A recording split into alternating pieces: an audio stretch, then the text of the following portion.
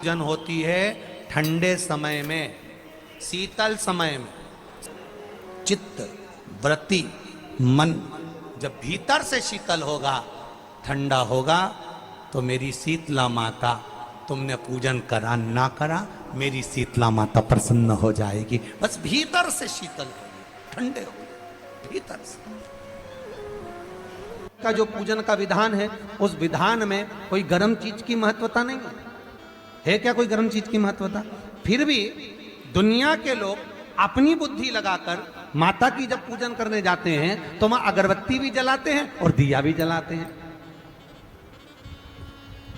अब एक तरफ तो तुम माता को ठंडा पानी का भोग लगा रही हो, एक तरफ तो ठंडा भोजन चढ़ा रही हो, एक तरफ तो ठंडे का प्रयास कर रही हो, और ऊपर से माता को तुम दिया लगाकर, अगरबत्ती लगाकर तुम माता को सम्मुख में गर्म तत्व को प्रदान कर रही हो। और फिर आकर कहती हो कि मेरा बच्चा क्यों बीमार पड़ता है, मेरे पति को आगे बार बार ये कष्ट क्यों आता है, घर में लोग चिड़चिड़े क्यों हो जाते हैं, घर में लोग क्लेश क्यों करते हैं, आखिर कारण क्या है? तो कारण तो तुम खुद हो कि जो चीज लिखी है वो ना करते हुए दुनिया जो कर रही है तुम वो करना चाहते हो। तुम भगवान की पूजन उस विधान से नहीं करना चाहते जो विधान शास्त्रों में।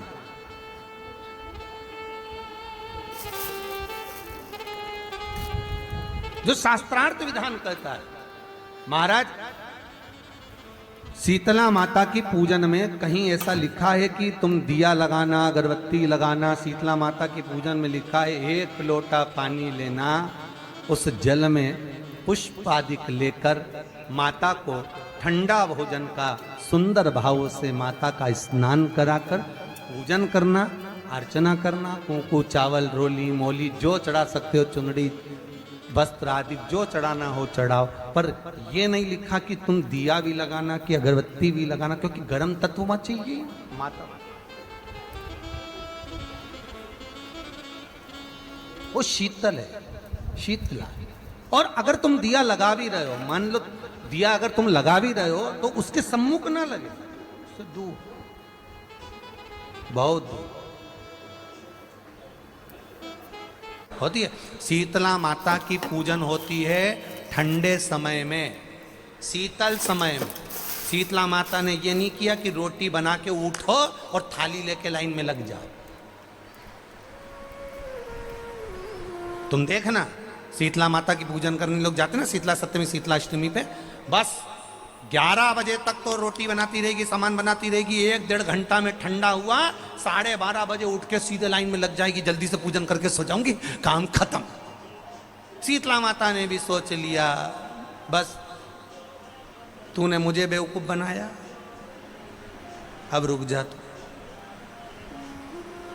11 बजे तक भोजन बनाया, 10 बजे तक भोजन बनाया, 1 बजे रात को लाइन में लग गई पूजन करने के लिए। 1 बजे रात को न जाने किसने पहला दी कि 1 बजे रात को लग जाओ लाइन में, सुबह तक पूजन करके अपने घर आ जाओ, फिर आराम से आके सो जाओ। अब इतनी जल्दी क्या है भगवान के पूजन की? माँ की पूजन करने जा रहे हो, माता से लाड़ लड़ाने जा रहे हो, अपनी माता से अपने दिल की बात कहने के लिए जा रहे हो, अपने स्नेह की बात कहने के लिए जा रहे हो, तो धीरे धीरे प्रेमवश आनंद से माता की आराधना शीतल समय में, ठंडे समय में।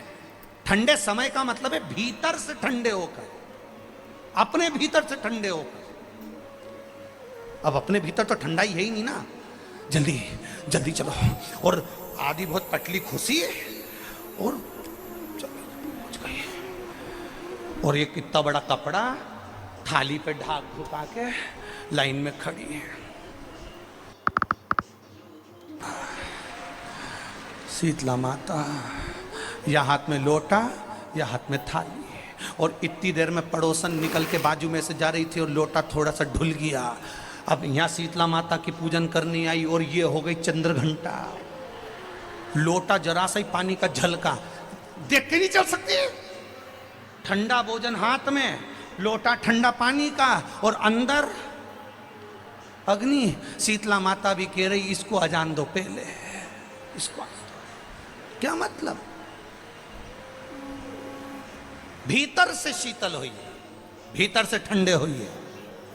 चित्त वृत्ति मन जब भीतर से शीतल होगा, ठंडा होगा, तो मेरी शीतला माता तुमने पूजन करा ना करा, मेरी शीतला माता प्रसन्न हो जाएगी। बस भीतर से शीतल हो, ठंडे हो भीतर से। नीम के वृक्ष को स्वयं देवी का प्रतिबिंब माना जाता है। नीम के वृक्ष को स्वयं माता का प्रागट्य उत्सव माना जाता है।